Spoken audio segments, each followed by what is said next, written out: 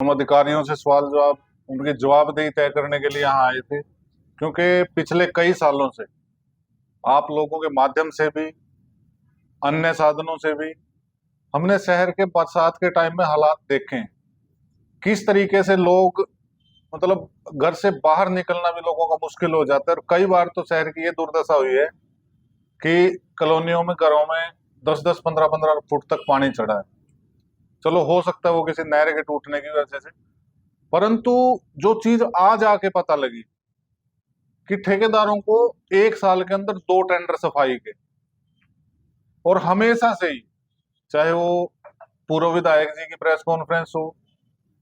चाहे वो अन्य किसी सत्ता में जो बैठे हैं लोग जिनकी जिम्मेवारी बनती है, या नगर परिषद की तरफ से कहा जाता हो, हमेशा ये कहा जाता है कि सिर्फ कागजों में कि सफाई होगी, नालों की सफाई होगी। आज भी ग्राउंड पे किसी भी नाले की कहीं कोई सफाई नहीं है, कोई लेवल नहीं चेक करा जाता गली बनाते समय। और ये चीजें कब होती हैं? जब किसी का कंट्रोल हो। तो अनकंट्रोलेबल ये सारी चीजें, इसके लिए ठेकेदार और अधिकारी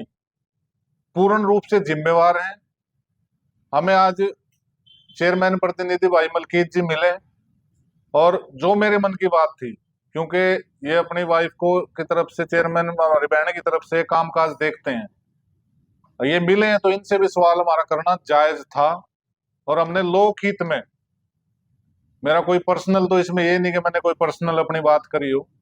या मेरा कोई पर्सनल, इनसे मेरा अच्छा भाईचारा है, राम राम है, सुख दुख में हम एक दूसरे के शामिल भी होते हैं, परंतु लोगों के काम में किसी प्रकार की कोई कोताही ना हम कल सहन करते थे, ना आज सहन करेंगे, और ना आगे करेंगे। अब रही बात स्वच्छता की, सर्वेक्षण की, ये मैं इनकी भी नाकामयाबी भी मानता हूं कि इनकी नाक के नीचे, या इनके मतलब सारा कुछ इनके हाथ में होते हुए भी, एक चेयरमैन को ये नहीं पता कि मेरे चेयरमैन क्षेत्र में कि कोई टीम आई हुई है, कोई स्वच्छता सर्वेक्षण चल रहा है। या फिर अधिकारियों से आपके तालमेल की कहीं ना कहीं कमी है, कि आपका अधिकारियों से तालमेल नहीं है, वो आपको पूरी जानकारी नहीं दे रहे। तो कहीं ना कहीं आप अपनी कार्य प्रणाली को और अधिकारियों के ऊपर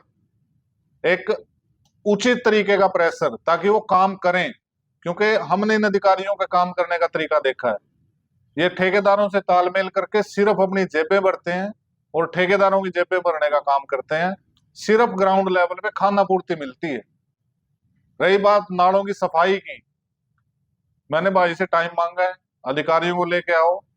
शहर के एक कोने से दूसरे कोने तक, चाहे मुझे खुद किसी गटर का ढक्कन उठा के इनको दिखाना हो, मैं उसके लिए भी तैयार हूं। परंतु करोड़ों रुपया बर्बाद करने के बाद भी, और मैं तो एक निवेदन और करता हूं भाई से, जब भी आए अपने साथ वो डाटा जरूर लेके आए, जिसके अंदर 1 साल में सफाई के लिए किस ठेकेदार को कितनी पेमेंट दी गई, क्योंकि हम भी दिखा सके और इनको भी पता लगे, शायद इनके नॉलेज में भी ना हो कि ग्राउंड पे क्या है और कागजों में क्या है। इन्हीं सब बातों को लेके, और इससे दुर्भाग्य की क्या बात होगी। ये हमारे ऑफिस में आए, हमें अच्छा लगा, उन्होंने अपने सवाल जो हमारे से रखे, तो उनका अधिकार भी है, और मैं तो उनका धन्यवाद करूंगा कि वो अब हमारे शहर की समस्याओं को हमें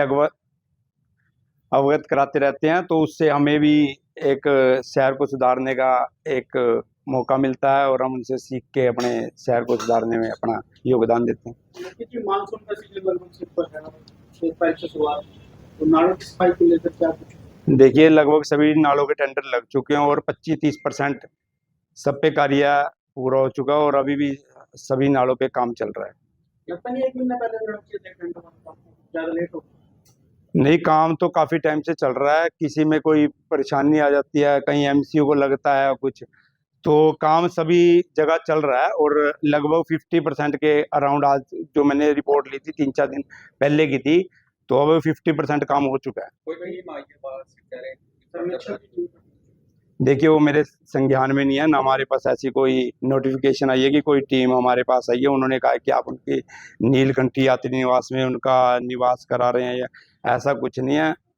हमारी तरफ से ऐसा कुछ नहीं है। और वो आई हुई है तो उनका काम है अपने शहर की जो हमारी स्वच्छता दे, और मैं तो यही निवेदन करता हूँ उस टीम से भी कि जो सच्चाई है वो ही दे, उतने ही नंबर हमें दीजिए, ताकि हमें शहर को सुधारने में अपना योगदान दें।